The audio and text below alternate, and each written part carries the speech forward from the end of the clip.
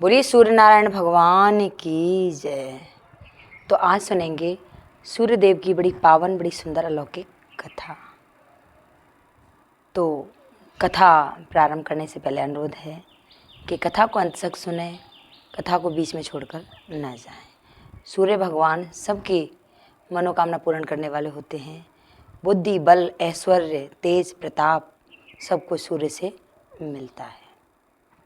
तो इसी पर एक कथा कि एक बुढ़िया माँ थी और वो सूर्य भगवान का व्रत किया करती थी।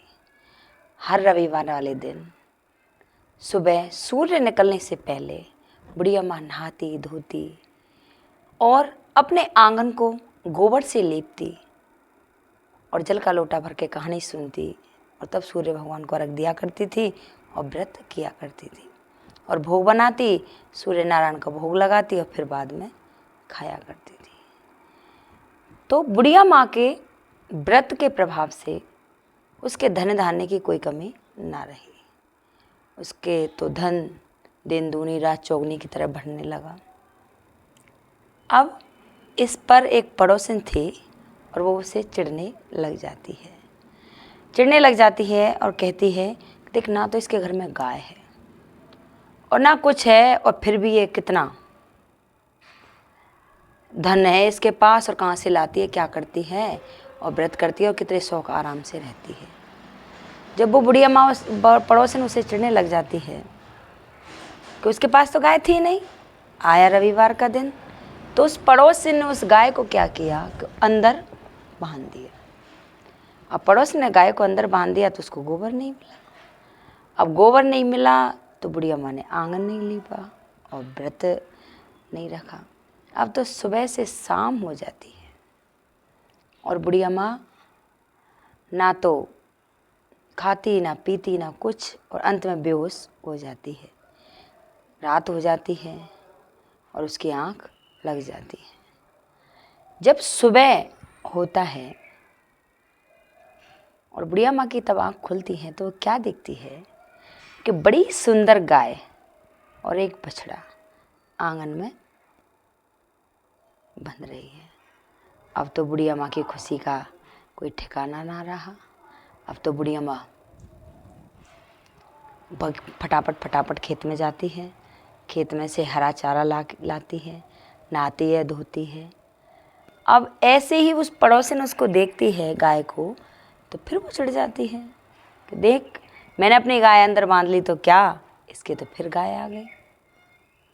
अब तो उसे चिढ़ जाती है तो क्या करती है तो उसको गोबर करते हुए देखती है पड़ोसन। बुढ़िया माँ अंदर होती है और देखती है कि गाय ने सोने का गोबर किया है। तो फटाफट क्या करती है पड़ोसन, सोने का गोबर था वो तो अपने घर ले जाती है और गाय का गोबर वहाँ रख जाती है।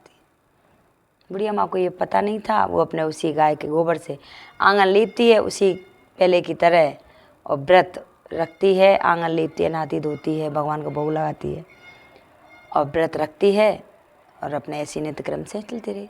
अब तो दिन व्यतीत होने लगे। जो सूर्य नारायण थे वो बोले कि मैंने तो इसको गाय दी थी, लेकिन इसको तो यही नहीं पता कि आज तक ये कि सोने का गोबर करती है। और आती है पड़ोसन रोज़ ले जाती है। तो आज को ऐसी माया करता हूँ इस पड़ोसन माँ को ये तो पता चले कि कम से कम कि ये सोने का गोबर करती है। अब तो सूर्य नारायण भगवान ने आंधी बारिश ठंडा मौसम कर दिया। अब तो बुढ़िया माँ सोचने लगी कि मेरी गाय को और ठंड लग जाएगी। गाय को अंदर ले जाती है, बछड़े को अंदर ले जाती है और वहाँ ले जाके बांध देती है। अब बांध देती है वहाँ तो उसको पता चलता है कि यहाँ तो आज गाय ही नहीं है, सोने का गोबर नहीं है। इसको तो आज पता चल जाएगी कि ये सोने को गोबर करती है। अंदर जाके देखा तो उसने सोने को गोबर किया। अब सोने को गोबर किया तो बुढ़िया माँ सोचने लगी कि पता नहीं इतने दिन से सोने को गोबर करती रही, कौन ले जाता था, क्या था। अब तो जो पड़ोसन थी उससे रहा नहीं गया और उसने राजा के यहाँ जाकर के शिकायत कर दी।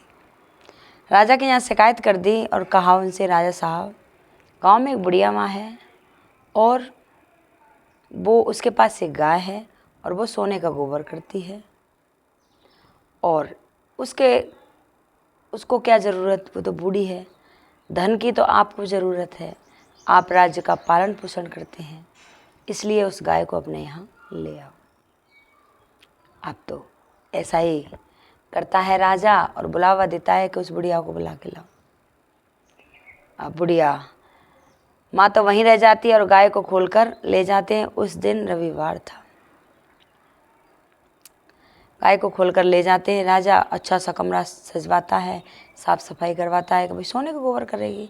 अच्छे अच्छे मखमल के गद्दे बिछाता है। अब बिछाता है तो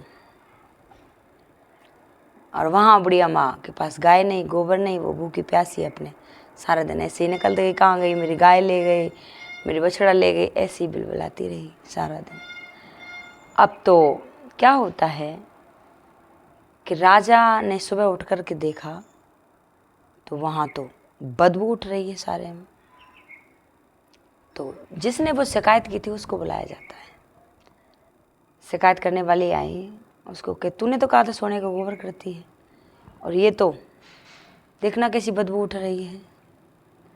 कि ना महाराज, ये सोने का गोबर करती है और बुढ़िया माँ ने गाय बदल दी होगी। फिर उस बुढ़िया माँ को बुलाया जाता है कि तू कहाँ है, कहाँ से लाई, किसकी चोर के लाई, और तूने क्यों बदली। ना तो मैंने बदली ना कुछ, और ना मैंने किसी की चोरी की, ना मैं कहीं से लाई। मैं तो सूर्य नारायण का व्रत करती हूँ, उन्होंने ही मेरे को ये गाय दी है। तो राजा कहता है कि सोने का गोबर करती है, कि मुझे तो पता नहीं था, आज ही पता चला है मेरे को तो एक दिन पहले ही कि सोने का गोबर करती है। मैं तो जैसे व्रत करती थी वैसे ही करती हूँ। कि सच्ची बता दूसरी गाय कहाँ है, और नहीं तो तेरे को मृत्यु दंड देंगे।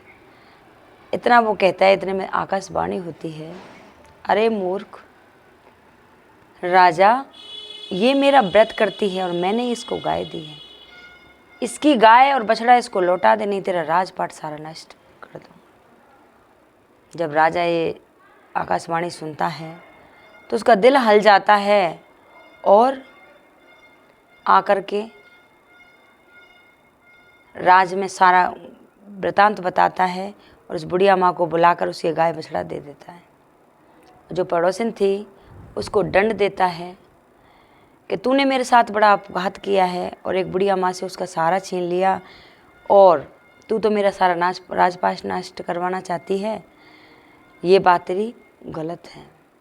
और सारे नगर में ढिंढोरा पिटवाता है कि सभी माता बहनें रविवार के दिन सुबह सूर्योदय से पहले उठें, नहाएं धोएं, घर का आंगन लिपें और व्रत किया करें, सूर्य नारायण को जल दिया करें। जैसे इस माता को सूर्य भगवान ने और सब कुछ प्रदान किया, वैसे ही सबके लिए करना। हे सूर्य भगवान, जो भी ये मेरी कथा सुने उनकी सारी मनोकामना पूर्ण करना, वारे नारे करना, भंडारे भरना, और जो भी सूर्य नारायण का व्रत करता है उसकी सारी मनोकामना पूर्ण होती हैं। मेरी ये कथा अगर किसी को अच्छी लगी हो तो कृपया लाइक सब्सक्राइब करें, कमेंट में जय सूर्य भगवान की जरूर बोलें। बोल सूर्य नारायण भगवान की।